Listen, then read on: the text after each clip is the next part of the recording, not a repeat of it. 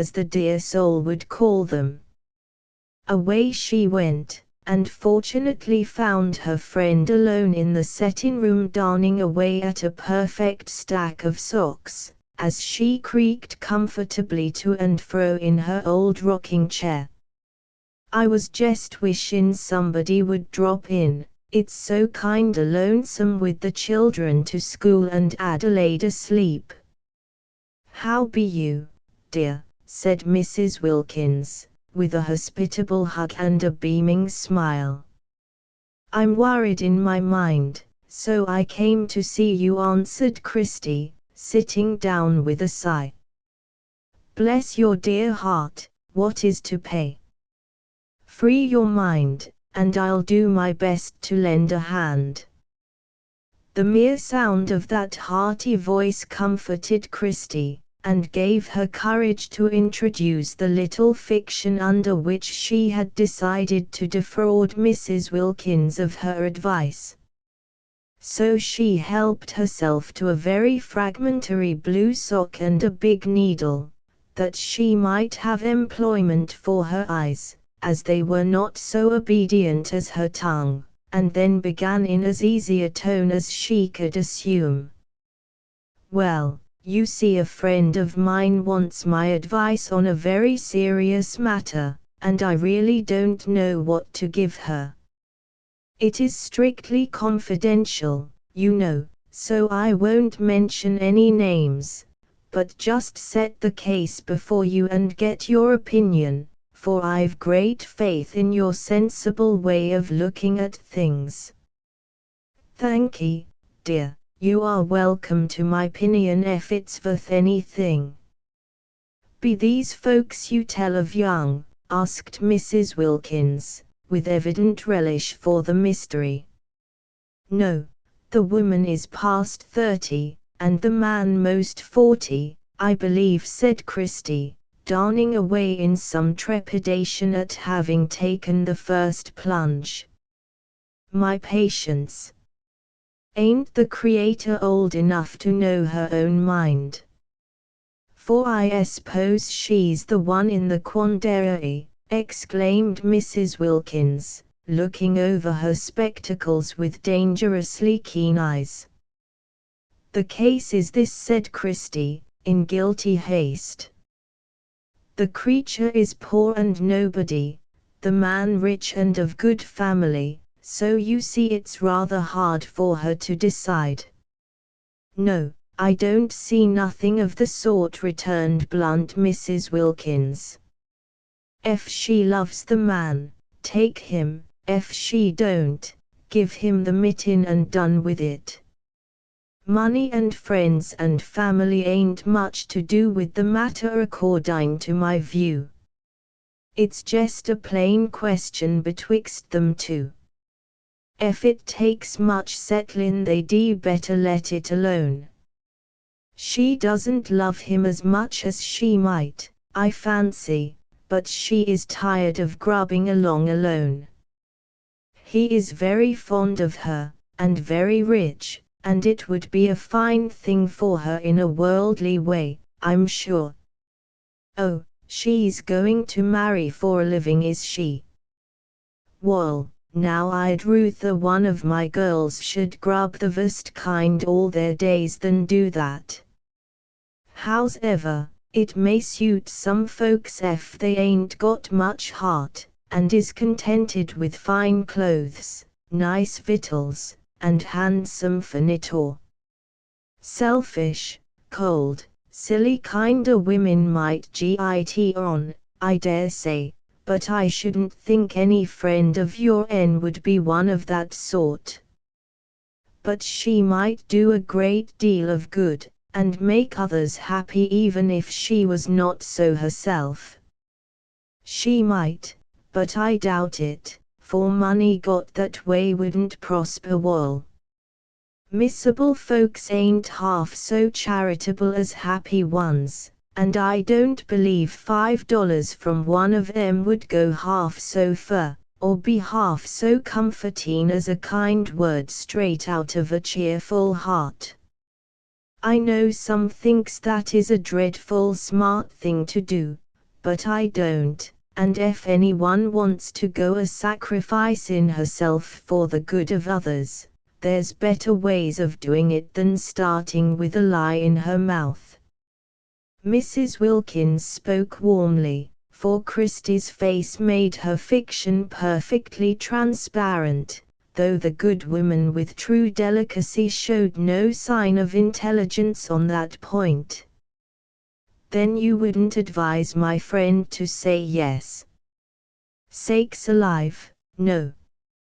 I'd say to her as I did to my younger sisters when their courtin' time come, just be sure you're right as to there being love enough, then go ahead, and the Lord will bless you." "Did they follow your advice?" "They did, and both is prosperin' in different ways. Gusty, she found she was well on for love, so she married, though Samuel Buck was poor, and they are happy as can be a working up together, same as Lisha and me did. Addie, she calculated she want he satisfied somehow, so she didn't marry, though James Miller was well off, and she's kept steady to her trade, and ain't never repented."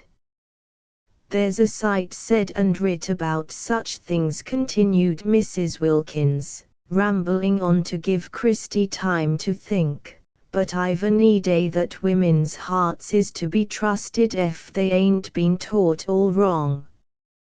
Jest let 'em remember that they take a husband for vus as well as better, and there's a sight of vus in this trying world for some on us, and be ready to do their part patient and faithful, and I ain't a grain afraid but what they'll be fetched through, always providin' they love the man and not his money."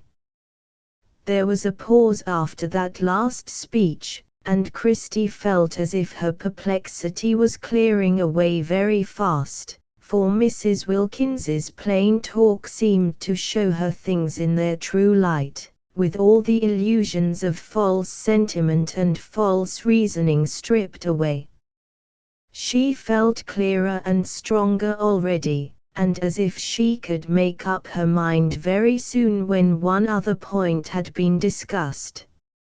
"I fancy my friend is somewhat influenced by the fact that this man loved and asked her to marry him some years ago. He has not forgotten her, and this touches her heart more than anything else. It seems as if his love must be genuine to last so long, and not to mind her poverty, want of beauty, and accomplishments, for he is a proud and fastidious man." "I think well of him for that," said Mrs. Wilkins, approvingly, "but I guess she's worth all he gives her, for there must be something pretty genuine in her to make him overlook her lacks and hold on so steady. It don't alter her side of the case one mite though, for love is love, and ef she ain't got it, he'd better not take gratitude instead, but sheer off and leave her for somebody else." "Nobody else wants her," broke from Christie like an involuntary cry of pain. Then she hid her face by stooping to gather up the avalanche of hosiery which fell from her lap to the floor. "She can't be sure of that," said Mrs. Wilkins cheerily, though her spectacles were dim with sudden mist. "I know there's a mate for her somewheres, so she'd better wait a spell and trust in Providence. It wouldn't be so pleasant to see the right one come along after she'd went and took the wrong one in a hurry, would it? Waiting is always safe, and time needn't be wasted in frettin' or bewailin', for the Lord knows there's a sight of good works sufferin' to be done, and single women has the best chance at 'em. I've accomplished one good work at any rate, and, small as it is, I feel better for it. Give this sock to your husband, and tell him his wife sets a good example both by precept and practice to other women, married or single. Thank you very much, both for myself and my friend, who shall profit by your advice, said Christie, feeling that she had better go before she told everything. I hope she will, returned Mrs. Wilkins, as her guest went away with a much happier face than the one she brought.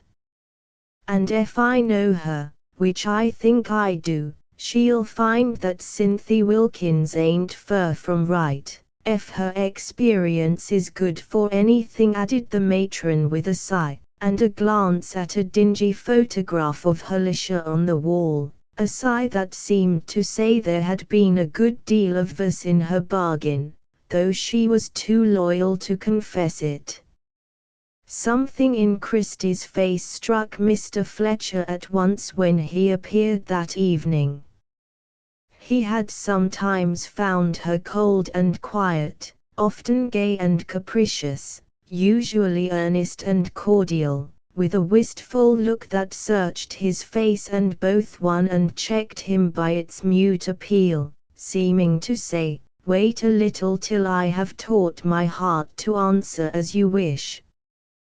Tonight her eyes shunned his, and when he caught a glimpse of them they were full of a soft trouble. Her manner was kinder than ever before, and yet it made him anxious, for there was a resolute expression about her lips even when she smiled, and though he ventured upon allusions to the past hitherto tacitly avoided, she listened as if it had no tender charm for her.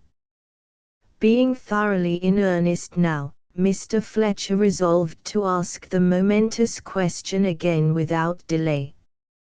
David was not there, and had not been for several weeks, another thorn in Christie's heart, though she showed no sign of regret, and said to herself, "It is better so." His absence left Fletcher master of the field, and he seized the propitious moment. "Will you show me the new picture? Mr. Power spoke of it, but I do not like to trouble him." With pleasure, and Christie led the way to a little room where the newly arrived gift was placed. She knew what was coming, but was ready, and felt a tragic sort of satisfaction in the thought of all she was relinquishing for love of David. No one was in the room, but a fine copy of Michelangelo's Fates hung on the wall, looking down at them with weird significance. "They look as if they would give a stern answer to any questioning of ours," Mr. Fletcher said, after a glance of affected interest. "They would give a true one, I fancy," answered Christie, shading her eyes as if to see the better. "I'd rather question a younger, fairer fate, hoping that she will give me an answer both true and kind. May I, Christie? I will be true, but I cannot be kind." It cost her much to say that, yet she did it steadily, though he held her hand in both his own, and waited for her words with ardent expectation. "Not yet perhaps, but in time, when I have proved how sincere my love is, how entire my repentance for the ungenerous words you have not forgotten. I wanted you then for my own sake, now I want you for yourself, because I love and honor you above all women. I tried to forget you, but I could not, and all these years have carried in my heart a very tender memory of the girl who dared to tell me that all I could offer her was not worth her love." "I was mistaken," began Christie, finding this wooing much harder to withstand than the other. "No, you were right. I felt it then and resented it, but I owned it later, and regretted it more bitterly than I can tell. I'm not worthy of you, I never shall be, but I've loved you for 5 years without hope, and I'll wait 5 more if in the end you will come to me. Christy, I need you very much." If Mr. Fletcher had gone down upon his knees and poured out the most ardent protestations that ever left a lover's lips, it would not have touched her as did that last little appeal, uttered with a break in the voice that once was so proud and was so humble now. "Forgive me," she cried, looking up at him with real respect in her face, and real remorse smiting her conscience. "Forgive me. I have misled you and myself. I tried to love you, I was grateful for your regard, touched by your fidelity, and I hoped I might repay it, but I cannot. I cannot." Why? Such a hard question. She owed him all the truth, yet how could she tell it? She could not in words, but her face did, for the color rose and burned on cheeks and forehead with painful fervor, her eyes fell, and her lips trembled as if endeavoring to keep down the secret that was escaping against her will. A moment of silence as Mr. Fletcher searched for the truth and found it. Then he said with such sharp pain in his voice that Christie's heart ached at the sound, "I see, I am too late." "Yes. And there is no hope?" "None." "Then there is nothing more for me to say but goodbye. May you be happy." "I shall not be, I have no hope, I only try to be true to you and to myself." "Oh, believe it, and pity me as I do you." As the words broke from Christie, she covered up her face, bowed down with the weight of remorse that made her long to atone for what she had done by any self-humiliation. Mr. Fletcher was at his best at that moment, for real love ennobles the worst and weakest while it lasts. But he could not resist the temptation that confession offered him. He tried to be generous, but the genuine virtue was not in him. He did want Christie very much, and the knowledge of a rival in her heart only made her the dearer. "I'm not content with your pity, sweet as it is, I want your love, and I believe that I might earn it if you would let me try. You are all alone, and life is hard to you. Come to me and let me make it happier. I'll be satisfied with friendship till you can give me more." He said this very tenderly, caressing the bent head while he spoke, and trying to express by tone and gesture how eagerly he longed to receive and cherish what that other man neglected. Christie felt this to her heart's core, and for a moment longed to end the struggle, say, "Take me and accept the shadow for the substance." But those last words of his vividly recalled the compact made with David that happy birthday night. How could she be his friend if she was Mr. Fletcher's wife?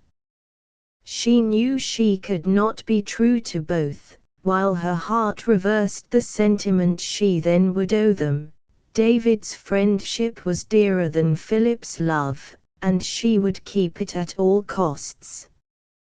These thoughts flashed through her mind in the drawing of a breath, and she looked up, saying steadily in spite of wet eyes and still burning cheeks, "Hope nothing, wait for nothing from me. I will have no more delusions for either of us. It is weak and wicked, for I know I shall not change. Some time we may venture to be friends perhaps, but not now. Forgive me, and be sure I shall suffer more than you for this mistake of mine." When she had denied his suit before, he had been ungenerous and angry, for his pride was hurt and his will thwarted. Now his heart bled and hope died hard, but all that was manliest in him rose to help him bear the loss, for this love was genuine, and made him both just and kind. His face was pale with the pain of that fruitless passion, and his voice betrayed how hard he strove for self-control, as he said hurriedly, "You need not suffer. This mistake has given me the happiest hours of my life, and I am better for having known so sweet and true a woman. God bless you, Christie." And with a quick embrace that startled her by its suddenness and strength, he left her, standing there alone before the three grim fates. Chapter 15. Midsummer. Now it is all over. I shall never have another chance like that, and must make up my mind to be a lonely and laborious spinster all my life. Youth is going fast, and I have little in myself to attract or win, though David did call me good and lovely. Ah, well, I'll try to deserve his praise, and not let disappointment sour or sadden me. Better to hope and wait all my life than marry without love. Christie often said this to herself during the hard days that followed Mr. Fletcher's disappearance, a disappearance, by the way, which caused Mr. Power much satisfaction, though he only betrayed it by added kindness to Christie, and in his manner an increased respect very comforting to her. But she missed her lover, for nothing now broke up the monotony of a useful life. She had enjoyed that little episode, for it had lent romance to everything while it lasted, even the charity basket with which she went her rounds, for Mr. Fletcher often met her by accident apparently, and carried it as if to prove the sincerity of his devotion.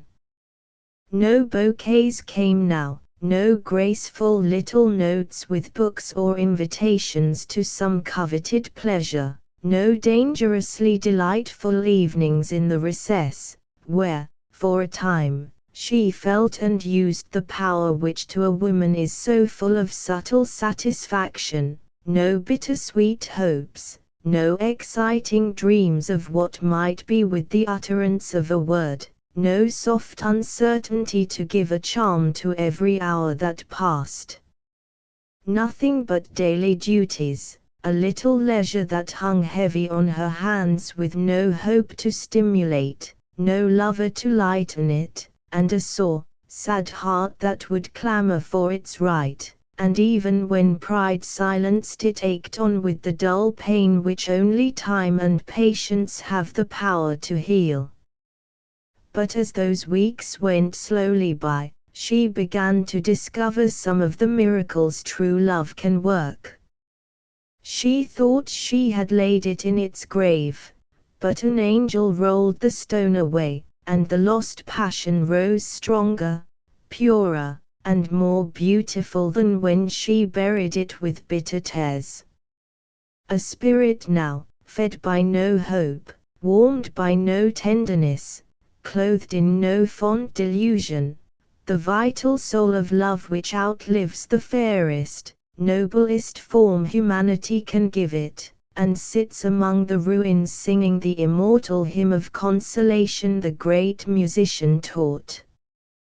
Christie felt this strange comfort resting like a baby in her lonely bosom, cherished and blessed it, wondering while she rejoiced, and soon perceiving with the swift instinct of a woman, that this was a lesson, hard to learn, but infinitely precious, helpful, and sustaining when once gained. She was not happy, only patient, not hopeful, but trusting, and when life looked dark and barren without, she went away into that inner world of deep feeling, high thought, and earnest aspiration, which is a never-failing refuge to those whose experience has built within them the nunnery of a chaste heart and quiet mind. Some women lie fast, and Christie fought her battle, won her victory, and found peace declared during that winter, for her loyalty to love brought its own reward in time, giving her the tranquil steadfastness which comes to those who submit and ask nothing but fortitude. She had seen little of David, except at church, and began to regard him almost as one might a statue on a tomb, the marble effigy of the beloved dead below, for the sweet old friendship was only a pale shadow now. He always found her out, gave her the posy she best liked, said cheerfully, "How goes it, Christie?" and she always answered, "Good morning, David. I am well and busy, thank you." Then they sat together listening to Mr. Power, sung from the same book, walked a little way together, and parted for another week with a handshake for goodbye. Christie often wondered what prayers David prayed when he sat so still with his face hidden by his hand, and looked up with such a clear and steady look when he had done. She tried to do the same, but her thoughts would wander to the motionless grey figure beside her, and she felt as if peace and strength unconsciously flowed from it to sustain and comfort her. Some of her happiest moments were those she spent sitting there, pale and silent, with absent eyes, and lips that trembled now and then, hidden by the flowers held before them, kissed covertly, and kept like relics long after they were dead. One bitter drop always marred the pleasure of that hour, for when she had asked for Mrs. Sterling, and sent her love, she forced herself to say kindly, "And Kitty, is she doing well?" "Capitally, come and see how she has improved, we are quite proud of her." "I will if I can find time. It's a hard winter and we have so much to do," she would answer smiling, and then go home to struggle back into the patient mood she tried to make habitual. But she seldom made time to go and see Kitty's improvement, and, when she did run out for an hour, she failed to discover anything, except that the girl was prettier and more coquettish than ever, and assumed airs of superiority that tried Christie very much. "I am ready for anything," she always said with a resolute air after one of these visits, but, when the time seemed to have come, she was not so ready as she fancied.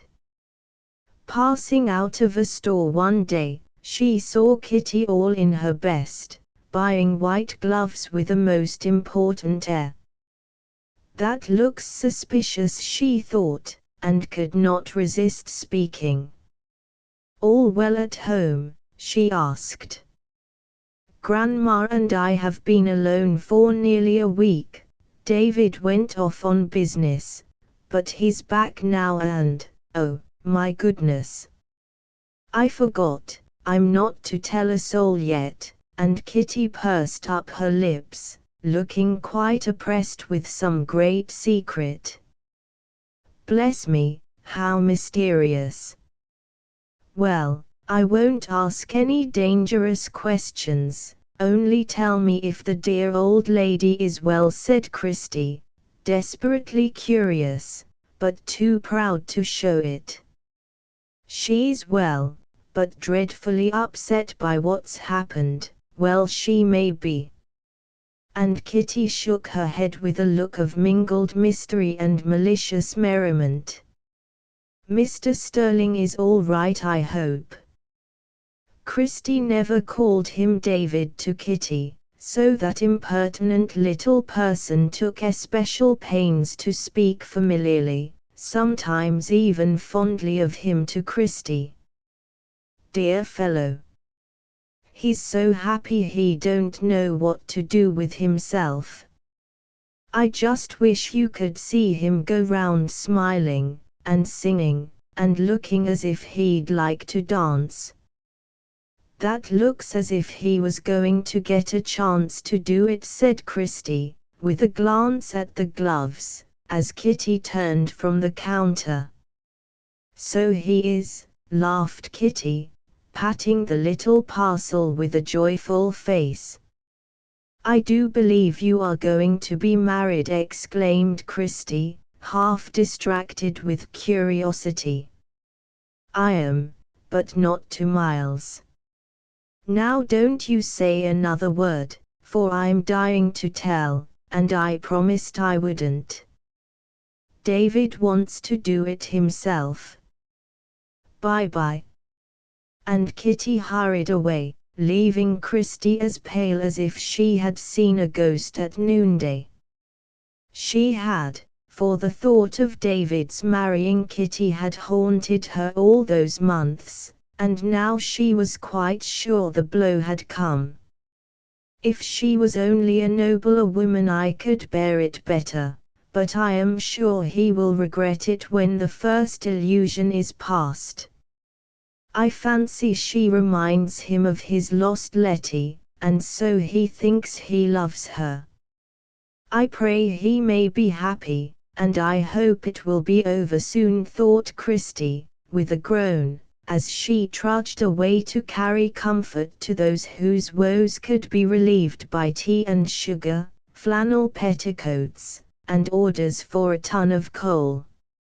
It was over soon, but not as Christie had expected. That evening Mr. Power was called away, and she sat alone, bravely trying to forget suspense and grief in copying the record of her last month's labor. But she made sad work of it, for her mind was full of David and his wife, so happy in the little home which had grown doubly dear to her since she left it. No wonder then that she put down 24 children to Mrs. Flanagan, and 4 knighthoods with the measles, or that a great blot fell upon 20 yards red flannel as the pen dropped from the hands she clasped together, saying with all the fervor of true self-abnegation, "I hope he will be happy, oh, I hope he will be happy." If ever woman deserved reward for patient endeavor, hard-won submission, and unselfish love, Christie did then. And she received it in full measure, for the dear Lord requites some faithful hearts, blesses some lives that seem set apart for silent pain and solitary labor. Snow was falling fast, and a bitter wind moaned without. The house was very still, and nothing stirred in the room but the flames dancing on the hearth, and the thin hand moving to and fro among the records of a useful life. Suddenly the bell rang loudly and repeatedly, as if the newcomer was impatient of delay. Christie paused to listen. It was not Mr. Power's ring, not his voice in the hall below, not his step that came leaping up the stairs, nor his hand that threw wide the door.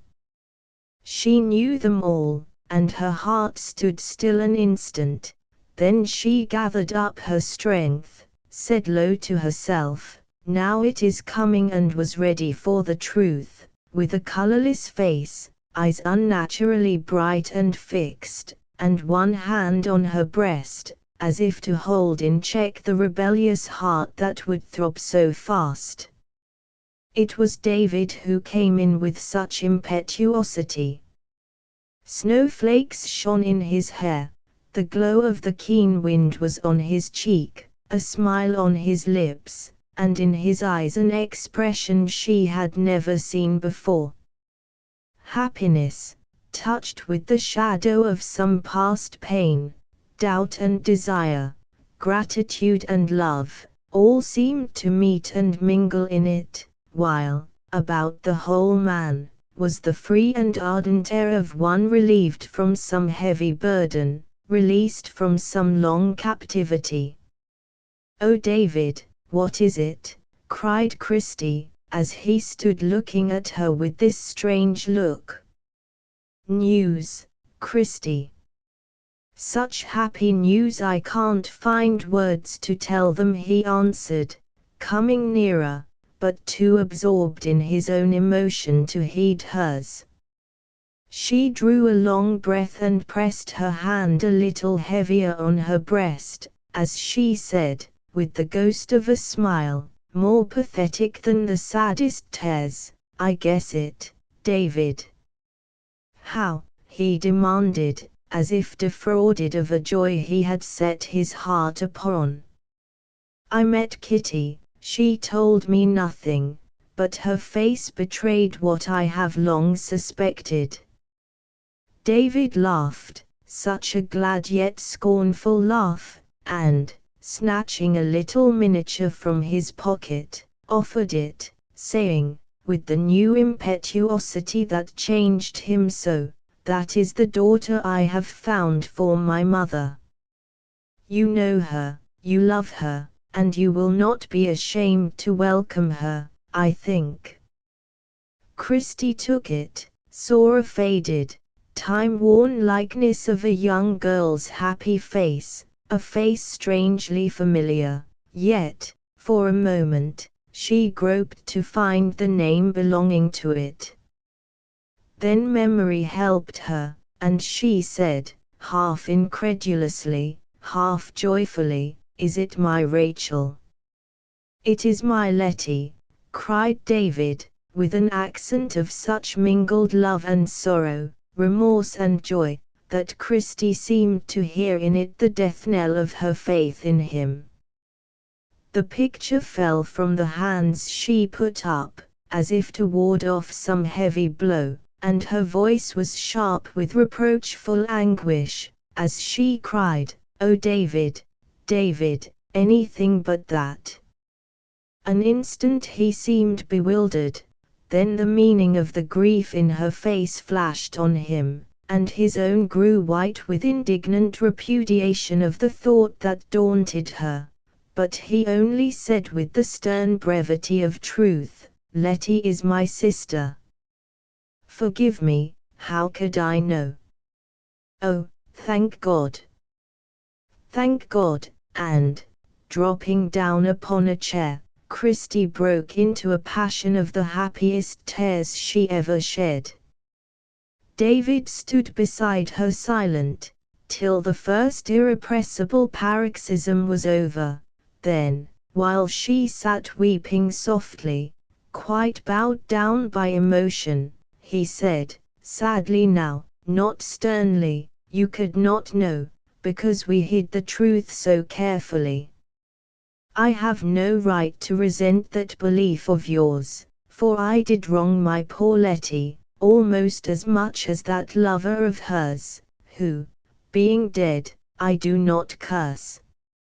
Let me tell you everything, Christie, before I ask your respect and confidence again. I never deserved them, but I tried to, for they were very precious to me." He paused a moment, then went on rapidly, as if anxious to accomplish a hard task, and Christie forgot to weep while listening breathlessly. "Letty was the pride of my heart, and I loved her very dearly, for she was all I had. Such a pretty child, such a gay, sweet girl, how could I help it, when she was so fond of me? We were poor then, poorer than now, and she grew restless, tired of hard work, longed for a little pleasure, and could not bear to waste her youth and beauty in that dull town. I did not blame my little girl, but I could not help her, for I was tugging away to fill father's place, he being broken down and helpless. She wanted to go away and support herself. You know the feeling, and I need not tell you how the proud, high-hearted creature hated dependence, even on a brother who would have worked his soul out for her. She would go, and we had faith in her. For a time she did bravely, but life was too hard for her, pleasure too alluring, and, when temptation came in the guise of love, she could not resist. One dreadful day, news came that she was gone, never to come back, my innocent little Letty, any more. His voice failed there, and he walked fast through the room, as if the memory of that bitter day was still unbearable. Christie could not speak for very pity, and he soon continued, pacing restlessly before her, as he had often done when she sat by, wondering what unquiet spirit drove him to and fro. That was the beginning of my trouble, but not the worst of it. God forgive me, not the worst. Father was very feeble, and the shock killed him. Mother's heart was nearly broken, and all the happiness was taken out of life for me. But I could bear it, heavy as the blow was, for I had no part in that sin and sorrow. A year later, there came a letter from Letty, a penitent, imploring, little letter, asking to be forgiven and taken home, for her lover was dead, and she alone in a foreign land. How would you answer such a letter, Christie? As you did, saying, "Come home and let us comfort you." I said, "You have killed your father, broken your mother's heart, ruined your brother's hopes, and disgraced your family. You no longer have a home with us, and we never want to see your face again." Oh David, that was cruel. I said you did not know me, now you see how deceived you have been. A stern, resentful devil possessed me then, and I obeyed it. I was very proud, full of ambitious plans and jealous love for the few I took into my heart. Letty had brought a stain upon our honest name that time could never wash away, had quenched my hopes in despair and shame, had made home desolate, and destroyed my faith in everything. For whom could I trust, when she, the nearest and dearest creature in the world, deceived and deserted me? I could not forgive, wrath burned hot within me, and the desire for retribution would not be appeased till those cruel words were said. The retribution and remorse came swift and sure, but they came most heavily to me. Still standing where he had paused abruptly as he asked his question, David wrung his strong hands together with a gesture of passionate regret, while his face grew sharp with the remembered suffering of the years he had given to the atonement of that wrong. Christie put her own hand on those clenched ones, and whispered softly, "Don't tell me any more now, I can wait. I must, and you must listen. I've longed to tell you, but I was afraid. Now, you shall know everything, and then decide if you can forgive me for Letty's sake," he said, so resolutely that she listened with a face full of mute compassion. "That little letter came to me, I never told my mother, but answered it, and kept silent till news arrived that the ship in which Letty had taken passage was lost. Remorse had been tugging at my heart, and, when I knew that she was dead, I forgave her with a vain forgiveness, and mourned for my darling, as if she had never left me. I told my mother then, and she did not utter one reproach, but age seemed to fall upon her all at once, and the pathetic quietude you see. Then, but for her, I should have been desperate, for day and night Letty's face haunted me, Letty's voice cried, "Take me home," and every word of that imploring letter burned before my eyes as if written in fire. Do you wonder now that I hid myself, that I had no heart to try for any honorable place in the world, and only struggled to forget, only hoped to expiate my sin? With his head bowed down upon his breast, David stood silent, asking himself if he had even now done enough to win the reward he coveted. Christie's voice seemed to answer him, for she said, with heartfelt gratitude and respect, "Surely you have atoned for that harshness to one woman by years of devotion to many. Was it this that made you a brother of girls, as Mr. Power once called you?" And, when I asked what he meant, he said the Arabs call a man that who has a clean heart to love all women as his sisters, and strength and courage to fight for their protection. She hoped to lighten his trouble a little, and spoke with a smile that was like cordial to poor David. "Yes," he said, lifting his head again.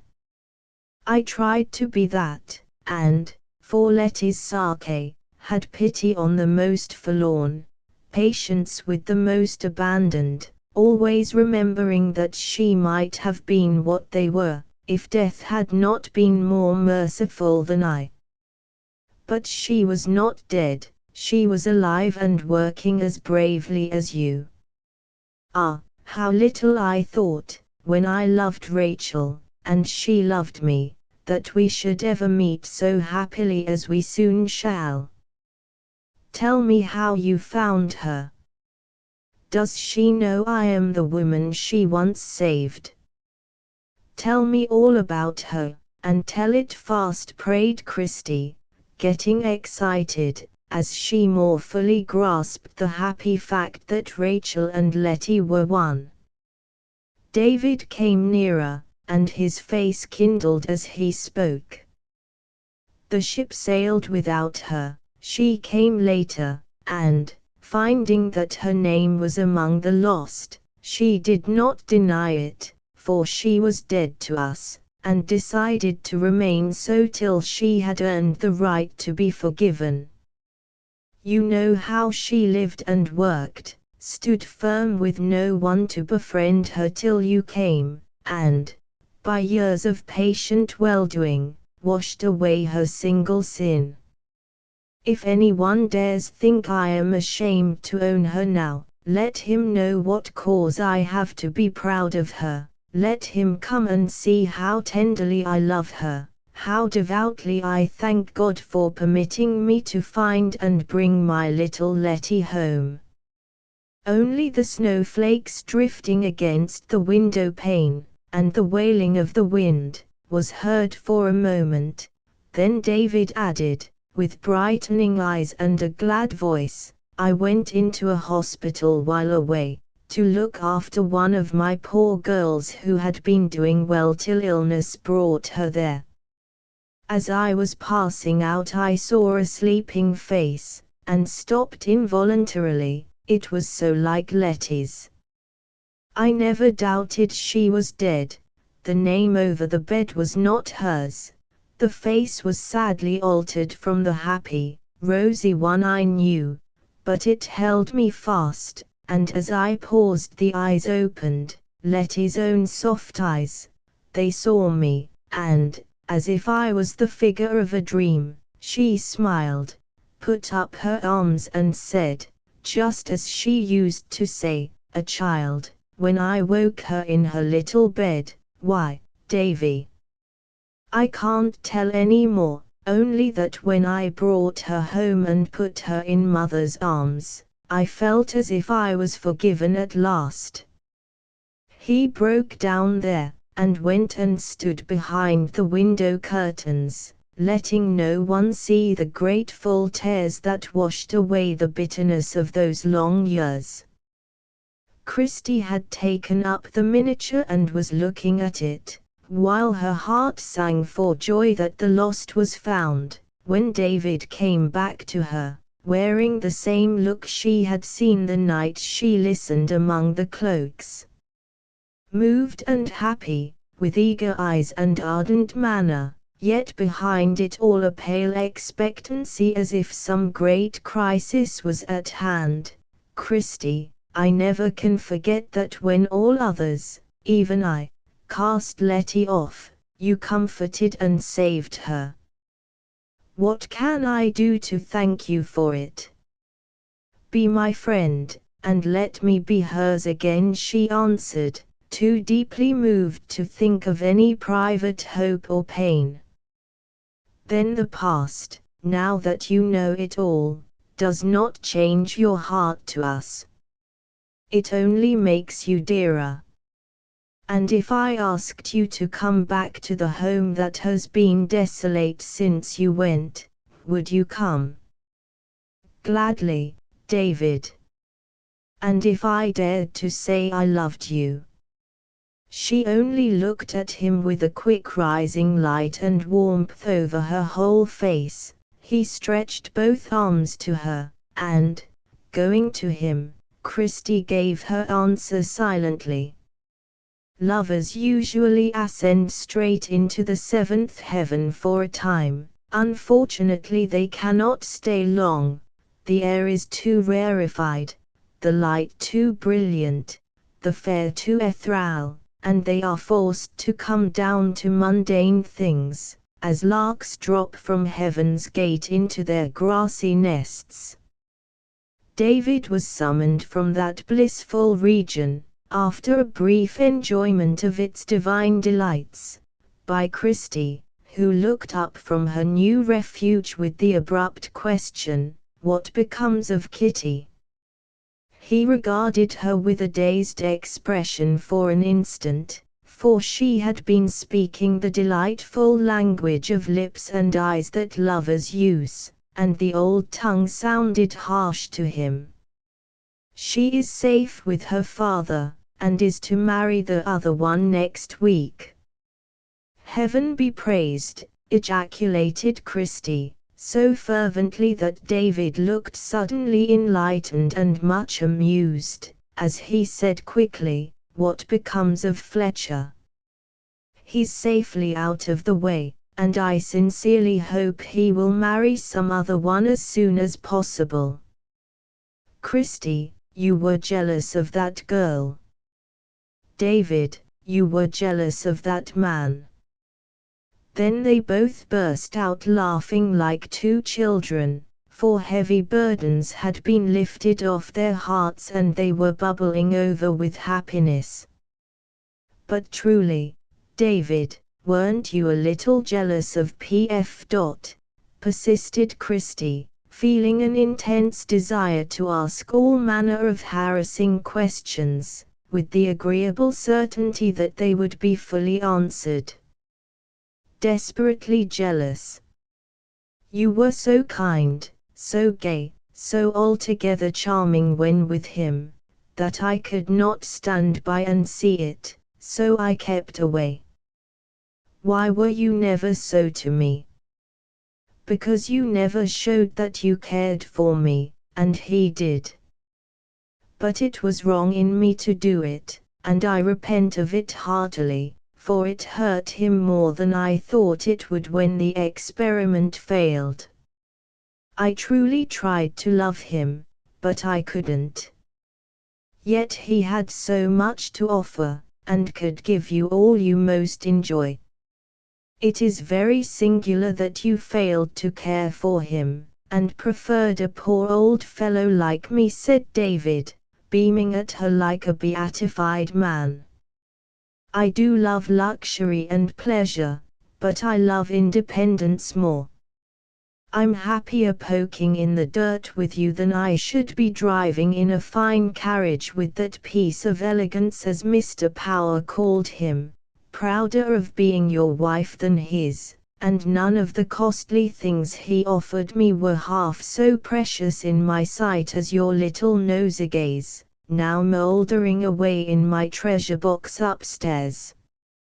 Why, Davy, I've longed more intensely for the right to push up the curly lock that is always tumbling into your eyes, than for Philip's whole fortune. May I do it now? You may, and Christy did it with a tender satisfaction that made David love her the more, though he laughed like a boy at the womanly whim. And so you thought I cared for Kitty, he said presently, taking his turn at the new game. How could I help it when she was so young and pretty and fond of you? Was she, innocently? Didn't you see it?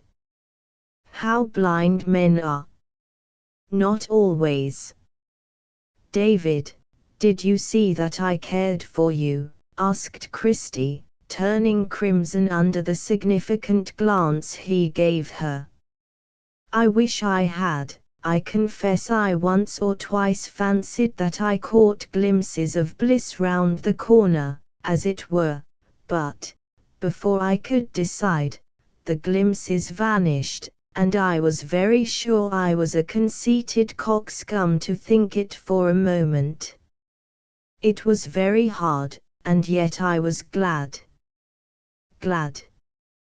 Yes, because I had made a sort of vow that I'd never love or marry as a punishment for my cruelty to Letty. That was wrong, David. I see it now, but it was not hard to keep that foolish vow till you came, and you see I've broken it without a shadow of regret tonight. You might have done it months ago and saved me so much woe if you had not been a dear, modest, morbidly conscientious bat-side Christy, pleased and proud to learn her power, yet sorry for the long delay. Thank you, love. You see, I didn't find out why I liked my friend so well till I lost her. I had just begun to feel that you were very dear, for after the birthday you were like an angel in the house, Christy, when you changed all at once, and I thought you suspected me, and didn't like it. Your running away when Kitty came confirmed my fear, then in came that, would you mind if I said, confounded Fletcher? Not in the least. Well, as he didn't win, I won't be hard on him, but I gave up then and had a tough time of it, especially that first night when this splendid lover appeared and received such a kind welcome. Christy saw the strong hand that lay on David's knee clenched slowly, as he knit his brows with a grim look, plainly showing that he was not what she was inclined to think him, a perfect saint. Oh, my heart! And there I was loving you so dearly all the time, and you wouldn't see or speak or understand, but went away, left me to torment all three of us, cried Christy with a tragic gesture. My dearest girl, did you ever know a man in love do, say, or think the right thing at the right time?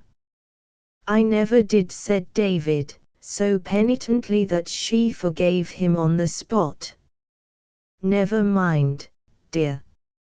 It has taught us the worth of love, and perhaps we are the better for the seeming waste of precious time. Now I've not only got you but Letty also, and your mother is mine in very truth. Ah, how rich I am! But I thought it was all over with me when I found Letty, because, seeing no more of Fletcher, I had begun to hope again, and when she came back to me I knew my home must be hers, yet feared you would refuse to share it if you knew all. You are very proud, and the purest-hearted woman I ever knew. And if I had refused, you would have let me go and held fast to Letty. Yes, for I owe her everything.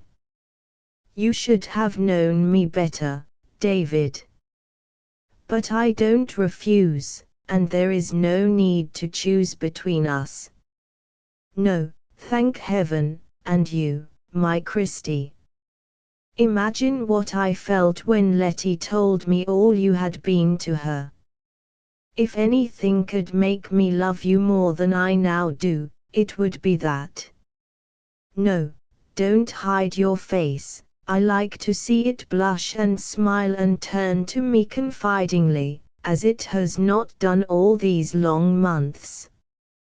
Did Letty tell you what she had done for me? Asked Christie, looking more like a rose than ever Kitty did. She told me everything, and wished me to tell you all her story, even the saddest part of it. I'd better do it now before you meet again.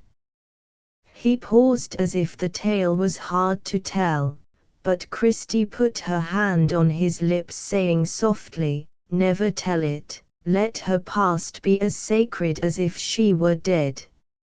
She was my friend when I had no other, she is my dear sister now, and nothing can ever change the love between us." If she had thought David's face beautiful with gratitude when he told the happier portions of that history, she found it doubly so when she spared him the recital of its darkest chapter, and bade him leave the rest to silence. "Now you will come home. Mother wants you, Letty longs for you, and I have got and mean to keep you all my life, God willing. I'd better die tonight and make a blessed end, for so much happiness is hardly possible in a world of woe," answered Christie to that fervent invitation. "We shall be married very soon, take a wedding trip to any part of the world you like, and our honeymoon will last forever, Mrs. Sterling," Jr. said David, soaring away into the future with sublime disregard of obstacles. Before Christie could get her breath after that somewhat startling announcement, Mr. Power appeared, took in the situation at a glance, gave them a smile that was a benediction, and said heartily as he offered a hand to each, "Now I'm satisfied, I've watched and waited patiently, and after many tribulations you have found each other in good time." Then with a meaning look at Christie he added slyly, "But David is no hero, you know." She remembered the chat in the strawberry bed, laughed, and colored brightly, as she answered with her hand trustfully in David's, her eyes full of loving pride and reverence lifted to his face, "I've seen both sides of the medal now, and found it sterling gold. Hero or not, I'm content, for, though he loves his mother much, there is room in his heart for me too. His old books have given him something better than learning, and he has convinced me that double flowers are loveliest and best." Chapter 16. Mustered in. Christie's return was a very happy one, and could not well be otherwise with a mother, sister, and lover to welcome her back. Her meeting with Letty was indescribably tender, and the days that followed were pretty equally divided between her and her brother, in nursing the one and loving the other. There was no cloud now in Christie's sky, and all the world seemed in bloom. But even while she enjoyed every hour of life, and begrudged the time given to sleep, she felt as if the dream was too beautiful to last, and often said, "Something will happen. Such perfect happiness is not possible in this world." "Then let us make the most of it," David would reply, wisely bent on getting his honey while he could, and not borrowing trouble for the morrow. So Christie turned a deaf ear to her prophetic soul and gave herself up to the blissful holiday that had come at last. Even while March winds were howling outside, she blissfully poked in the dirt with David in the greenhouse, put up the curly lock as often as she liked, and told him she loved him a dozen times a day, not in words, but in silent ways that touched him to the heart, and made his future look so bright he hardly dared believe in it. A happier man it would have been difficult to find just then. All his burdens seemed to have fallen off, and his spirits rose again with an elasticity which surprised even those who knew him best. Christie often stopped to watch and wonder if the blithe young man who went whistling and singing about the house, often stopping to kiss somebody, to joke, or to exclaim with a beaming face like a child at a party, "Isn't everything beautiful?" could be the sober, steady David, who used to plod to and fro with his shoulders a little bent, and the absent look in his eyes that told of thoughts above or beyond the daily task. It was good to see his mother rejoice over him with an exceeding great joy. It was better still to see Letty's eyes follow him with unspeakable love and gratitude in their soft depths.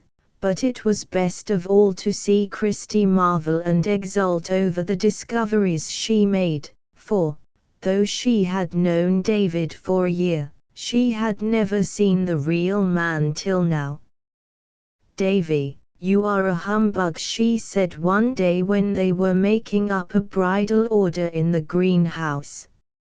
"I told you so, but you wouldn't believe it," he answered, using long-stemmed rosebuds with as prodigal a hand as if the wedding was to be his own. "I thought I was going to marry a quiet, studious, steady-going man, and here I find myself engaged to a romantic youth who flies about in the most undignified manner, embraces people behind doors, sings opera airs, very much out of tune by the way, and conducts himself more like an infatuated Claude Melnotte than a respectable gentleman on the awful verge of matrimony. Nothing can surprise me now. I'm prepared for anything, even the sight of my Quakerish lover dancing a jig. Just what I've been longing to do.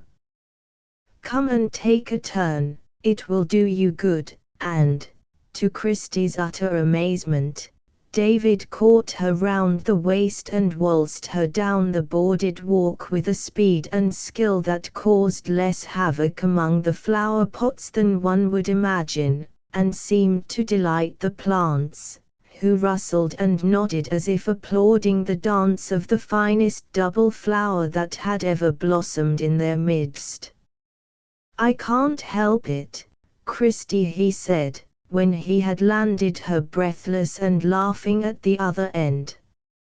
"I feel like a boy out of school, or rather a man out of prison, and must enjoy my liberty in some way.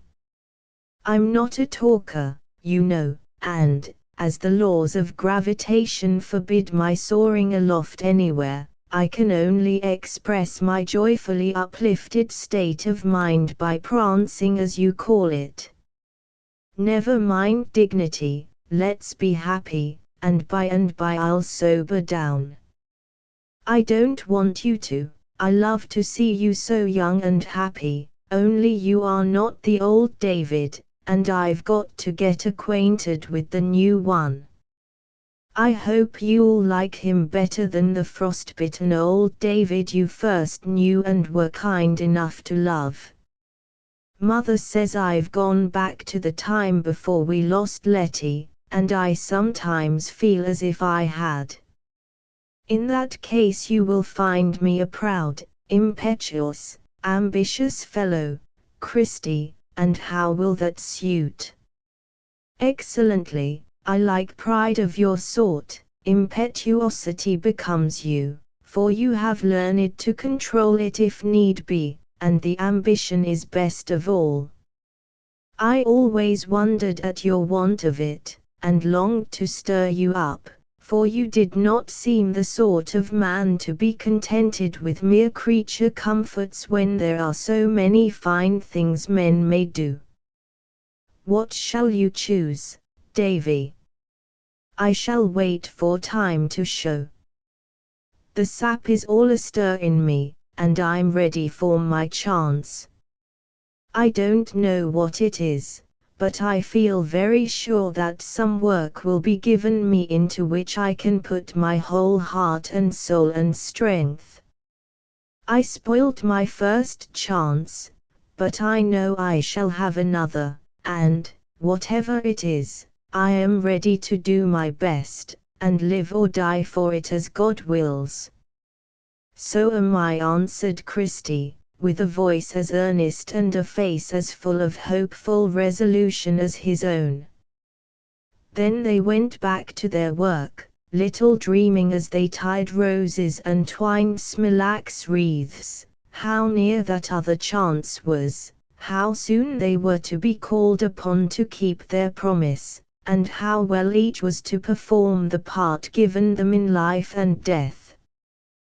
The gun fired one April morning at Fort Sumter told many men like David what their work was to be, and showed many women like Christie a new right to claim and bravely prove their fitness to possess.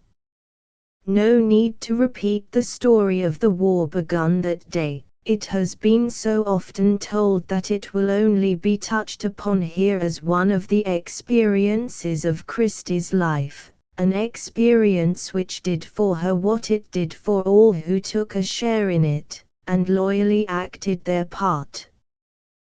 The North woke up from its prosperous lethargy, and began to stir with the ominous hum of bees when rude hands shake the hive. Rich and poor were proud to prove that they loved their liberty better than their money or their lives, and the descendants of the brave old Puritans were worthy of their race.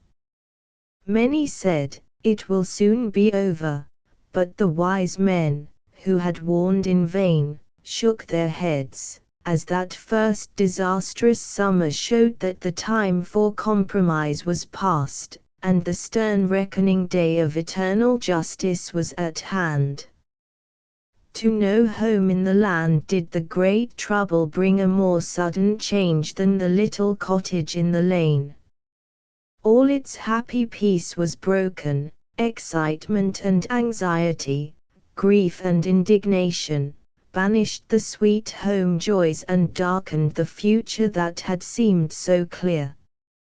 David was sober enough now, and went about his work with a grim set to his lips, and a spark in his eyes that made the three women look at one another pale with unspoken apprehension.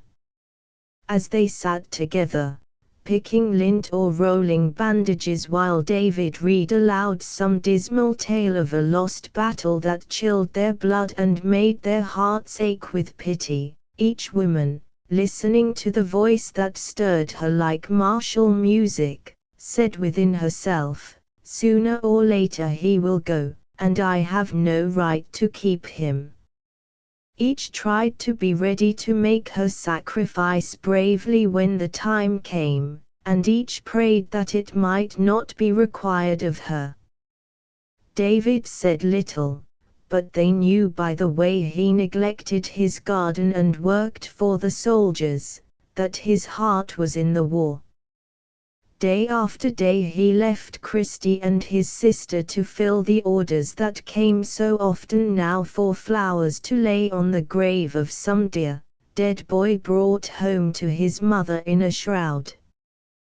Day after day he hurried away to help Mr. Power in the sanitary work that soon claimed all hearts and hands, and, day after day, he came home with what Christie called the heroic look more plainly written on his face. All that first summer, so short and strange, all that first winter, so long and hard to those who went and those who stayed, David worked and waited, and the women waxed strong in the new atmosphere of self-sacrifice which pervaded the air, bringing out the sturdy virtues of the North. How terrible! "Oh, when will it be over?" sighed Letty one day, after hearing a long list of the dead and wounded in one of the great battles of that second summer. "Never till we have beaten," cried David, throwing down the paper and walking about the room with his head up like a war horse who smells powder. "It is terrible and yet glorious. I thank heaven I live to see this great wrong righted, and only wish I could do my share like a man. That is natural, but there are plenty of men who have fewer ties than you, who can fight better, and whose places are easier to fill than yours if they die," said Christie, hastily. "But the men who have most to lose fight best, they say, and to my thinking a soldier needs a principle as well as a weapon, if he is to do real service. As the only son of a widow, you can't be drafted, that's one comfort," said Letty, who could not bear to give up the brother lost to her for so many years. "I should not wait for that, and I know mother would give her widow's mite if she saw that it was needed." "Yes, Davy," the soft, old voice answered steadily, but the feeble hand closed instinctively on the arm of this only son, who was so dear to her. David held it close in both of his, saying gratefully, "Thank you, mother," then, fixing his eyes on the younger yet not dearer women, he added with a ring in his voice that made their hearts answer with a prompt in spite of love or fear, "Now listen, you dear souls, and understand that, if I do this thing, I shall not do it hastily, nor without counting well the cost. My first and most natural impulse was to go in the beginning, but I stayed for your sakes. I saw I was not really needed, I thought the war would soon be over, and those who went then could do the work. You see how mistaken we were, and God only knows when the end will come. The boys, bless their brave hearts, have done nobly, but older men are needed now. We cannot sacrifice all the gallant lads, and we who have more to lose than they must take our turn and try to do as well. You own this, I see it in your faces, then don't hold me back when the time comes for me to go. I must do my part, however small it is, or I shall never feel as if I deserved the love you give me. You will let me go, I am sure, and not regret that I did what seemed to me a solemn duty, leaving the consequences to the Lord." "Yes," David's sister and sweetheart answered, bravely forgetting in the fervor of the moment what heavy consequences God might see fit to send. "Good. I knew my Spartans would be ready, and I won't disgrace them. I've waited more than a year, and done what I could. But all the while I felt that I was going to get a chance at the hard work, and I've been preparing for it. Bennett will take the garden and greenhouse off my hands this autumn for a year or longer, if I like. He's a kind, neighborly man, and his boy will take my place about the house and protect you faithfully. Mr. Power cannot be spared to go as chaplain, though he longs to desperately, so he is near in case of need, and with your two devoted daughters by you, mother, I surely can be spared for a little while. Only one daughter near her, David. I shall enlist when you do, said Christie, resolutely. You mean it? I mean it as honestly as you do. I knew you would go, I saw you getting ready, and I made up my mind to follow. I, too, have prepared for it, and even spoken to Mrs. Amory. She has gone as matron of a hospital, and promised to find a place for me when I was ready. The day you enlist I shall write and tell her I am ready. There was fire in Christie's eyes and a flush on her cheek now, as she stood up with the look of a woman bent on doing well her part.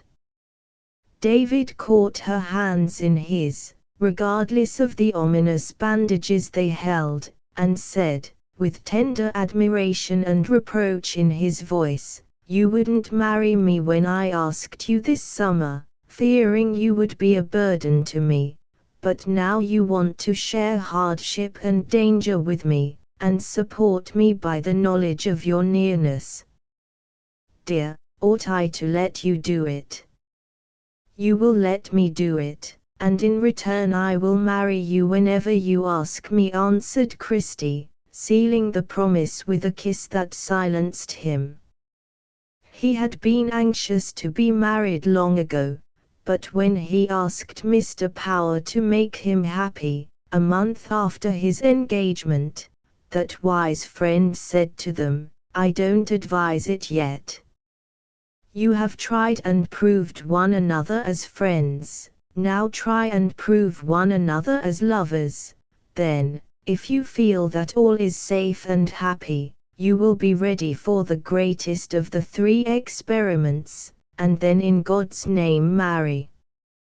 "We will," they said, and for a year had been content, studying one another, finding much to love, and something to learn in the art of bearing and forbearing.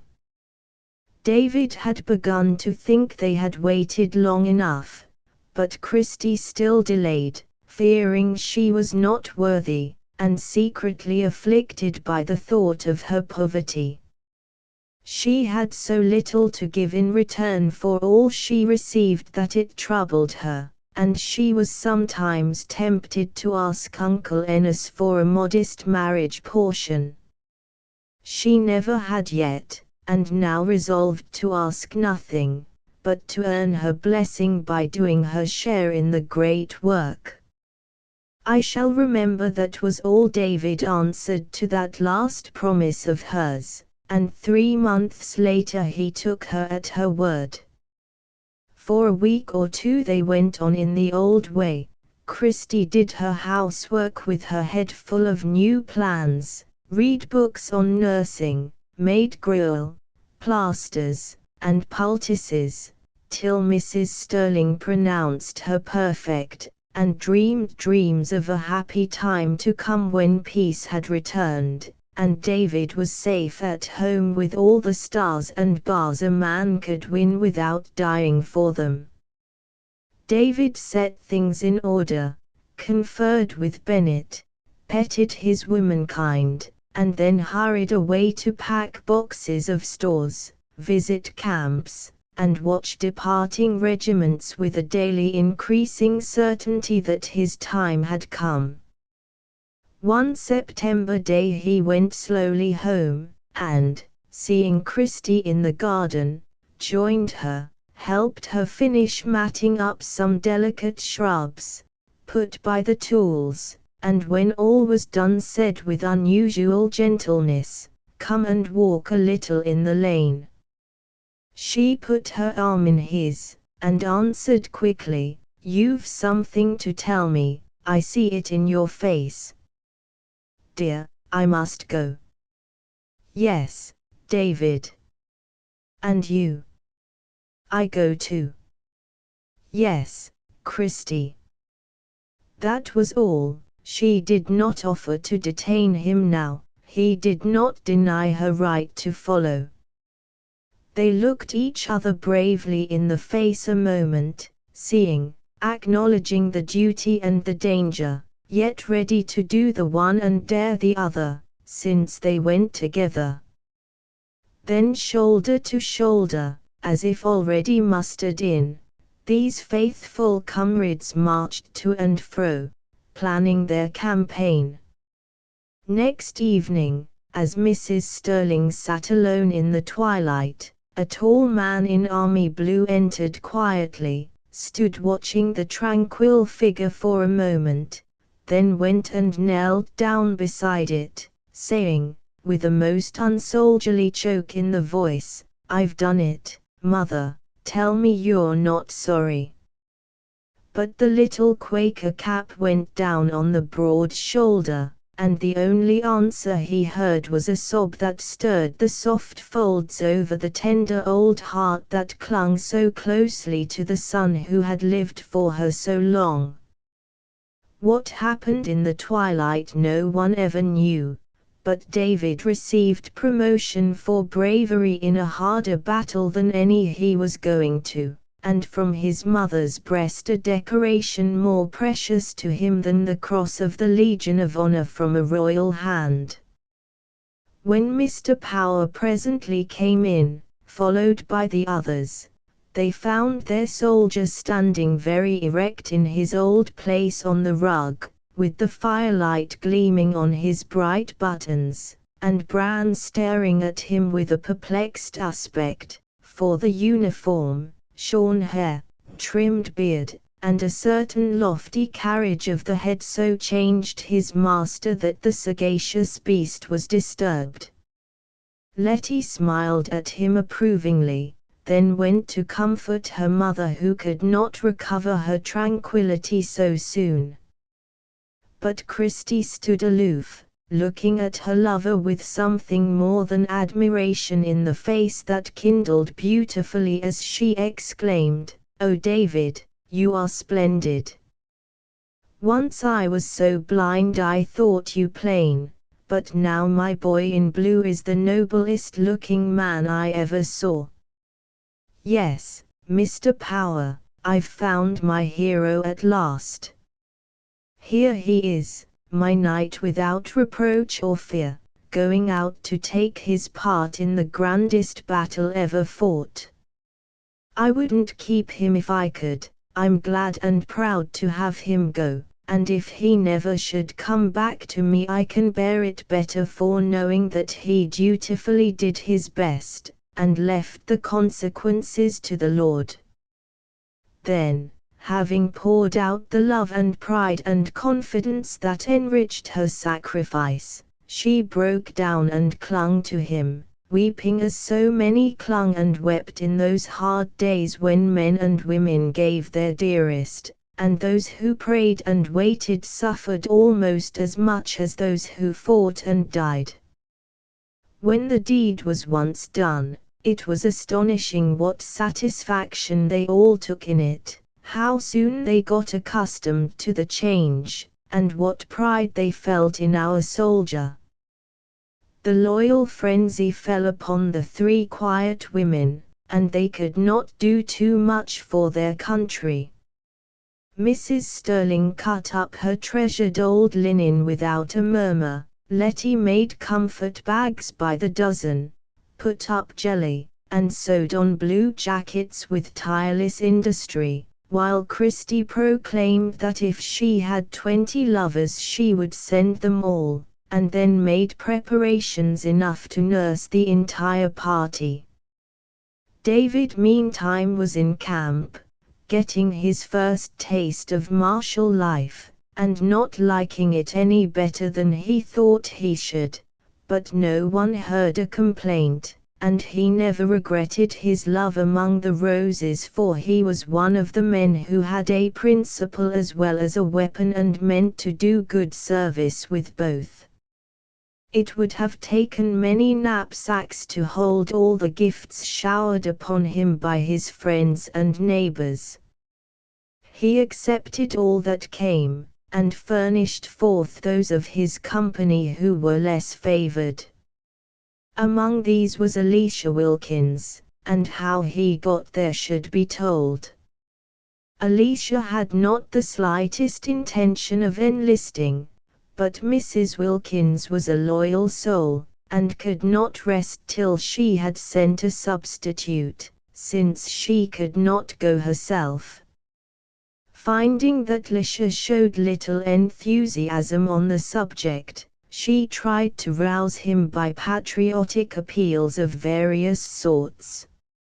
She read stirring accounts of battles, carefully omitting the dead and wounded. She turned out, baby and all if possible, to cheer every regiment that left, and was never tired of telling Wash how she wished she could add 10 years to his age and send him off to fight for his country like a man. But nothing seemed to rouse the supine Elisha, who chewed his quid like a placid beast of the field, and showed no sign of a proper spirit. "Very well," said Mrs. Wilkins resolutely to herself, "if I can't make no impression on his soul I will on his stomach, and see how that'll work." Which threat she carried out with such skill and force that Elisha was effectually waked up, for he was partial to good victuals and Cynthy was a capital cook. Poor rations did not suit him, and he demanded why his favorite dishes were not forthcoming. "We can't afford no nice victuals now when our men are suffering so. I should be ashamed to cook 'em, and expect to choke trying to eat 'em. Every one is sacrificing something, and we mustn't be slack in doing our part. The Lord knows it's precious little, and there won't be no stuffing in this house for a considerable spell. If I could save up enough to send a man to do my share of the fightin', I should be proud to do it.